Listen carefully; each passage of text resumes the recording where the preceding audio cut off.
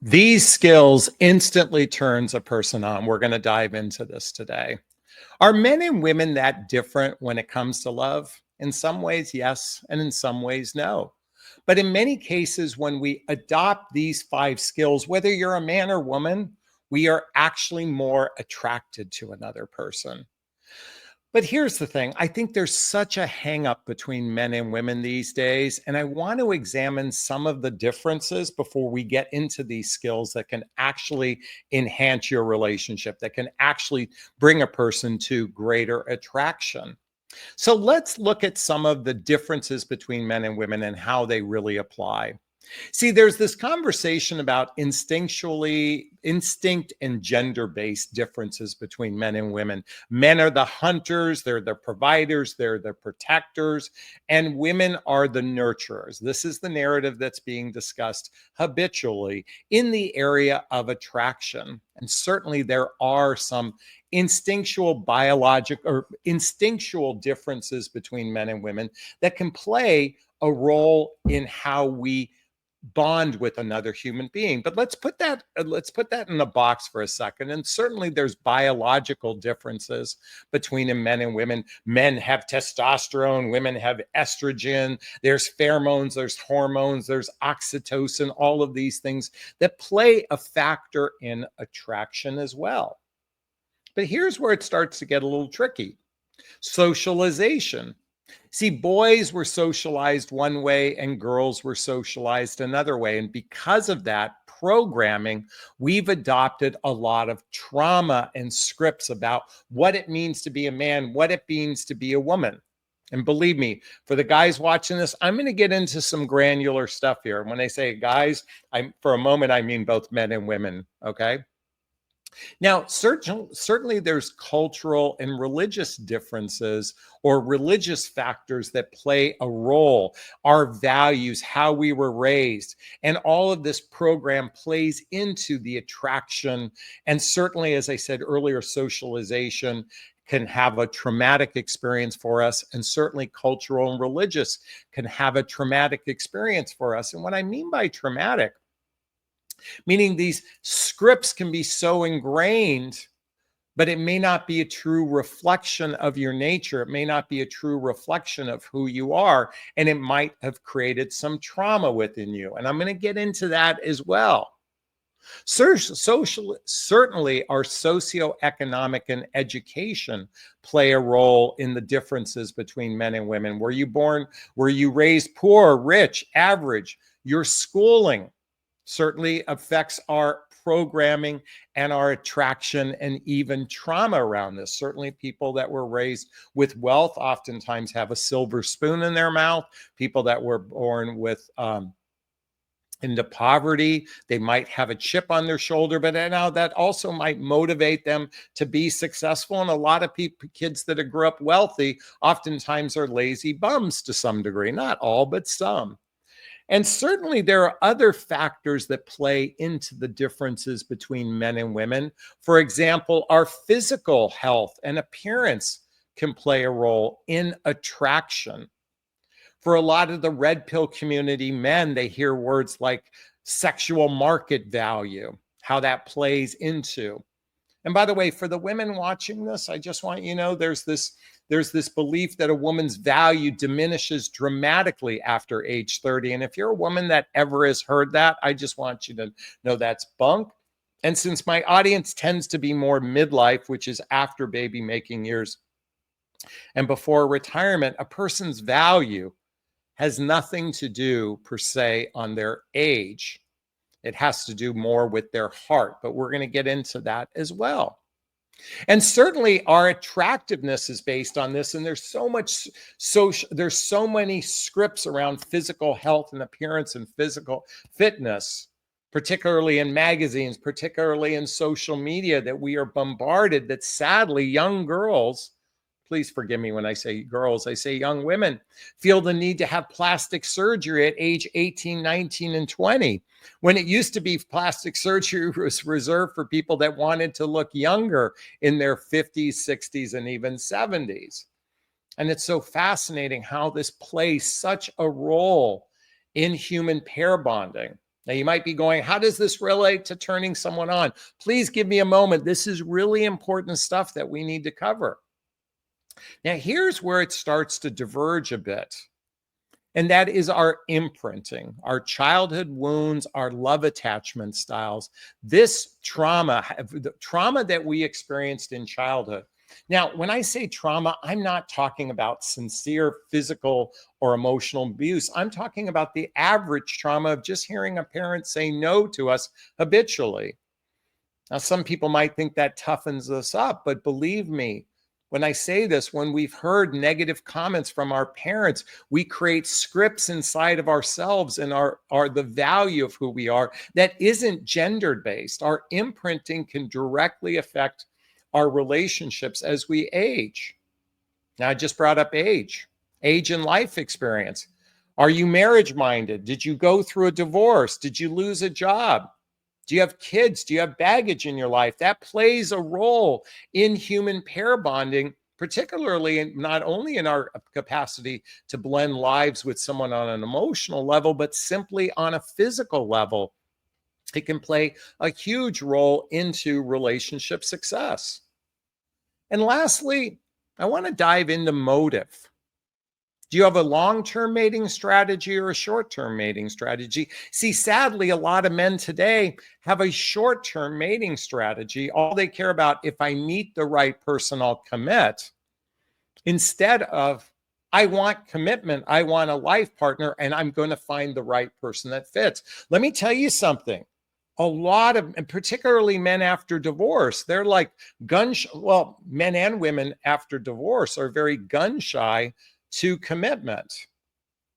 And so what's the bottom line of this part of the conversation is that our core differences are, a lot of it are based on scripts that we grew up with, the socialization, the scripts of culture, the socioeconomic education, certainly the scripts of social media and just media in general, how that plays a role. And then our life experiences, that there's no wonder we have chaos in the dating marketplace. It's no wonder that we humans are rather dysfunctional. And I jokingly say it's the Hunger Games out there. And my job for you is to put the odds in your favor. So we're going to get into those skills right now. I'm going to share 5 skills that are both related to men and women that can dramatically change your love life if you want a life partnership-based relationship. Hey, look it. If you want just a hookup, that's okay. If you want a situationship, that's okay. It's casual, that's okay. But if you genuinely want a life partnership-based relationship. Now, look, I know the men watching this, you have such a narrative regarding women that they're users, that they only care about money. Let me just tell you, women have the same issues with men. They don't want to be a nurse and they don't want to be a person relationship. So just be aware that while younger women might act one way, I'm going to tell you those in their 40s, 50s, 60s, and beyond operate from a different perspective. And let me just tell you about these 5 skills I'm about to share with you. We're not born with this stuff. We have to learn this stuff. We have to adopt this stuff for ourselves. And if you don't believe it's possible to have this, then it's going to be a struggle for you to be in a relationship where you have that intense attraction for one another, where you're instantly turned on by each other. And I'm here to offer these 5 skills. For the first one is an easygoing personality. Do you have an agreeable nature? By the way, whether you're a man or woman, do you have an agreeable nature? I got to tell you something. It appears that a lot of human beings are rigid in their personality. It's either my way or the highway. And if you operate from a place of rigidity, just recognize that a relationship is going to have differences. You're going to have conflicts. And if you operate from an I'm right, you're wrong perspective, you have to ask yourself, would you rather be right or would you rather be happy? Do you naturally have an easygoing personality? Or is it something you have to work on? Is it something you have to learn to accept another human being for the way they are? And they have to accept you for the way you are. But are you going to do it from a place of love, or are you going to do it from a place of defensiveness and you want to disagree? Look at, I see a lot of people that are hung up on their stuff. They are so hung up on their stuff, and they'd rather be right than they'd rather be happy. So I'm just going to encourage you. I'm not here to teach you how to have an easygoing personality and to be agreeable. I'm just going to share with you that's way more attractive than a defensive, argumentative, person. And I think you recognize that as well. Number 2, you've adopted self-love. Now, for some of the men listening, they go, what the heck is self-love anyway? By the way, if you don't know what it is, I highly recommend reading my book, What the Heck is Self-Love Anyway? A Journey of Personal Development, Self-Help, and Spiritual Work. And let me just say this, self-love is self-worth, self-confidence, self-reliance, self-respect, self-discipline is all wrapped up in the word love. Self-love. Self-love means I don't need you to love me so I can feel good about myself. I can nurture and validate myself. Sadly, I notice a lot of women particularly need a tremendous amount of validation. And by the way, guys can be just as needy as well. By the way, it's 11:11 now. The video's been on for 11 minutes and 11 seconds. Adopting a healthy dose of self-love. That means you've done personal development, self-help, spiritual work, and therapy to heal the childhood wounds and adult traumas, and to heal those wounds around those scripts of what masculinity and femininity represent. I'm going to tell you something. If you haven't read the book, oh, by the way, all the books I recommend are listed below, including my book. If you haven't read the book, If the Buddha Dated, I highly recommend this. It throws out the BS gender rhetoric and says, how can we connect with another human being at a heart-centered level? For some of the men listening to this, you're going to go, oh, this is just a bunch of woo-woo crap. I'm here to share with you. You have a choice.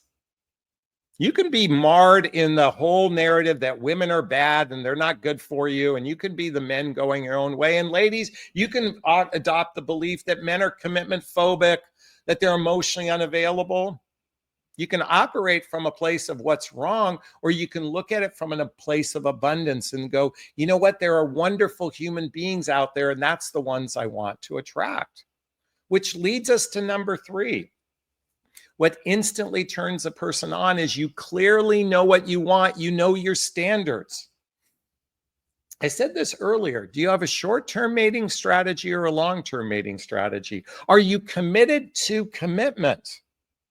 See, if you're committed to commitment, then you know you want a life partner and you're going to find the right person for you, instead of hoping to find the right person and then shifting your beliefs into partnership.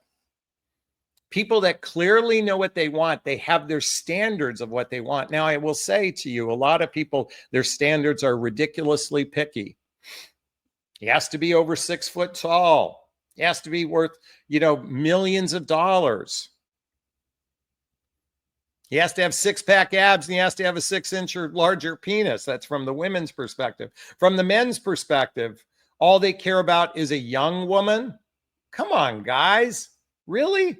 Don't you want a life partner that can be there for you through thick and thin, that will take you to the colonoscopy appointment if you have one? Isn't that what you want?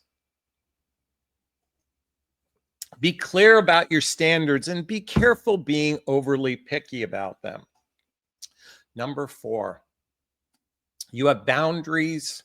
You establish boundaries. I like the way Brené Brown characterized it. And by the way, I should say boundaries and agreements, but I like the way Brené Brown talks about it. As a boundary is simply what's okay and what's not okay for me. See, a boundary is honoring your standards. It's knowing what your standard is in a relationship. Are you looking for a relationship like what I was looking for, where we spend 3 or 4 days and nights a week together, doing shared activities, hobbies, mutual interests, spending time with family and friends, teamwork, building skills, both in our personal life, traveling? Did I mention that?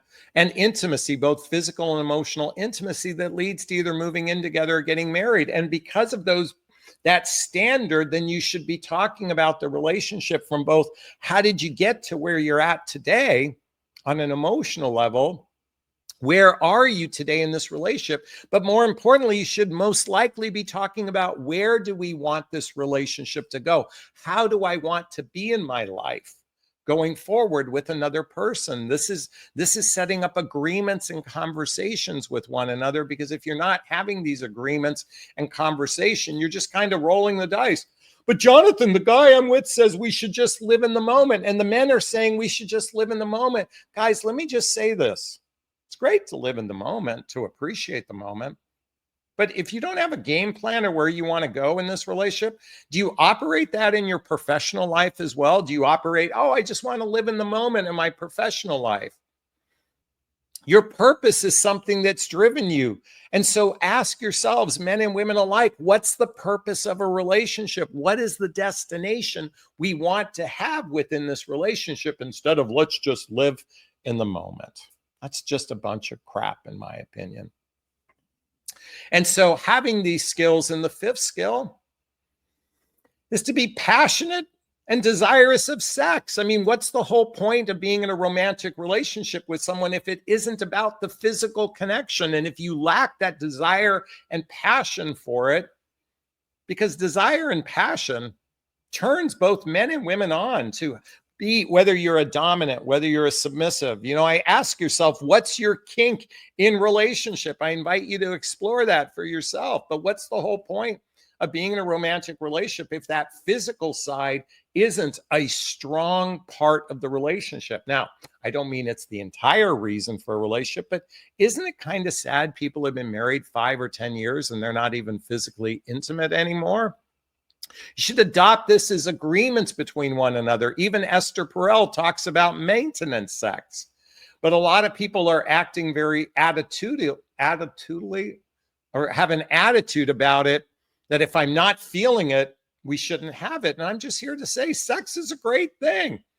And sometimes adopting a regular practice, but coming from a place of passionate desire, is certainly turns on our partner. What does instantly turn on our partner? These 5 things: easygoing personality and agreeable, self-love, which means self-worth, self-confidence, self-reliance, self-respect. Number 3, they clearly know what they want. They have their standards in relationship. Number 4, they set up boundaries and agreements with one another to honor those standards. And lastly, passionate and desirous of sex is certainly a major turn on for both men and women alike. Is this sinking in? Is this resonating with you? Please let me know if it is. I'd like to hear your thoughts. Post a comment below. I do my best to read them all in the first 24 hours. As always, if you find value in my videos, please hit that like button. Please share this video. Please subscribe to my channel. Hit that notification bell so you can be notified of new videos. And if you want to connect with me directly, hey, there's links below. Schedule a discovery call with me. Join my group called Midlife Love Mastery. Follow me on social media. Get my dating vows. It's listed below. And also get my book as well. And all the books I recommend are listed as well. All right, I'm going to wrap up this video as I always do. First off, giving myself a big, gigantic Jonathan Merrick of self-love. I'm going to reach into the camera and give you a hug of love if that's okay. I'm going to ask you to turn to someone, a pet, a teddy bear, a pillow. Give it or them a hug of love, because hugs are a great source of love.